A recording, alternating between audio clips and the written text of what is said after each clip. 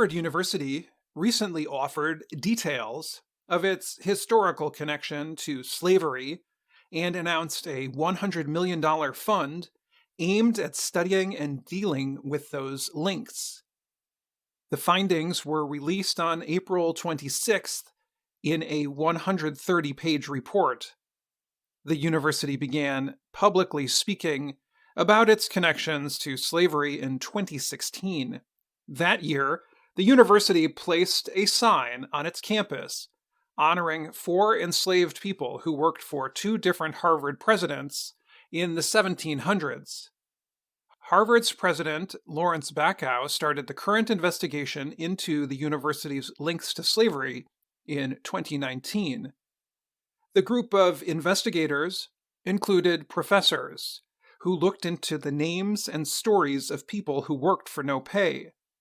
The committee found that the university and its leaders, including 4 of the school's presidents, enslaved people.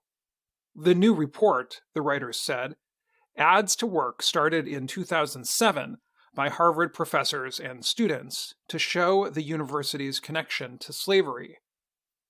Harvard is the oldest university in the United States. It opened in Cambridge, Massachusetts in 1636, when the area was still a colony of Britain. At the time, putting people to work for no pay was permitted. The report notes that slavery was common around the world and was an important part of the economy in the northeastern colonies, and powerfully shaped Harvard University. For example, some people who gave money to Harvard in its early history became rich by buying and selling slaves. The report's writers said Harvard is now part of the long and growing list of American universities entangled with the history of slavery. Enslaved people worked at the university for almost 150 years, until slavery became illegal in Massachusetts in 1783. The school's report said at least 70 Black people and Native Americans were enslaved. That included people who worked on the university land and in the homes of the school's leaders. In addition, the university, which is the richest in the U.S., gained wealth by investing in industries such as cotton and sugarcane, which used forced labor. Those crops were grown by enslaved people in the American South and the Caribbean islands. Many buildings at Harvard are named for people who owned other people. The report notes that Harvard has profited from the idea that slavery in the United States was centered in the American South. In fact, the report says, the economy in the northeastern colonies thrived because of their connection to slavery and businesses that used forced labor. Researchers said there were likely more than 70 enslaved people, but they only found 70 names. They added that some of the enslaved people were Native Americans. Many of the enslaved people were known only by their first names, which included Cesar, Dinah, Delia, Renti, and Venus. Bacow announced the $100 million fund to deal with what he called the corrosive effects of slavery on individuals, on Harvard, and on our society.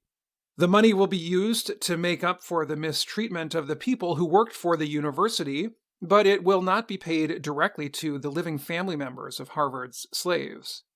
The report said the university should permit some students at historically Black colleges and universities to study at Harvard for 1 year at a time.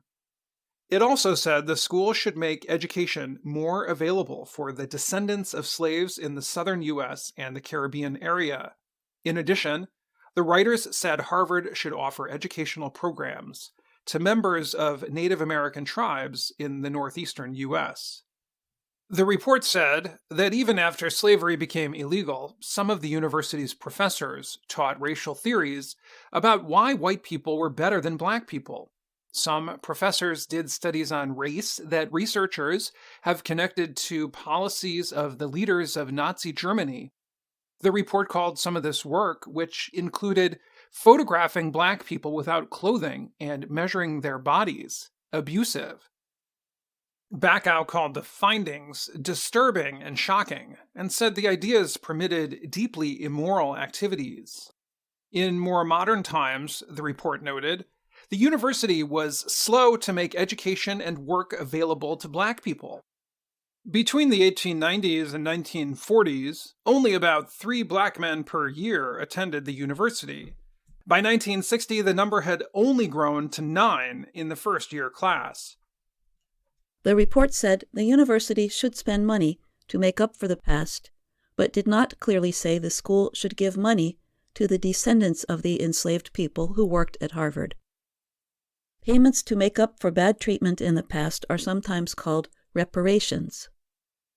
Harvard instead said it will make up for its wrongs through teaching, research, and service. Other universities are doing similar things. At Georgetown University in Washington, D.C., the school is trying to raise $400,000 per year to give to the descendants of the enslaved people sold by the school. At Princeton University in New Jersey, the School of Religion started a $27 million fund to make up for enslaving people. And the University of Virginia, founded by U.S. President Thomas Jefferson, created scholarships for the living family members of those it enslaved. However, some critics say those universities should do more, or that they are not following through on their promises.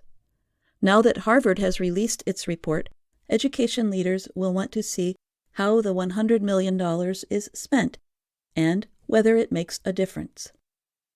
In the report, Bacow noted that Harvard is far from perfect, but it always tries to be better.